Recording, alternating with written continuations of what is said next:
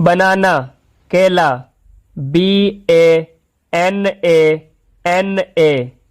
बनाना। Orange माल्टा, ORANGE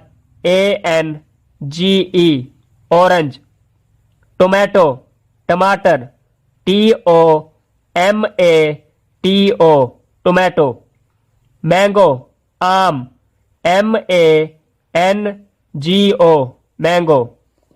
watermelon तरबूज, WATERMELON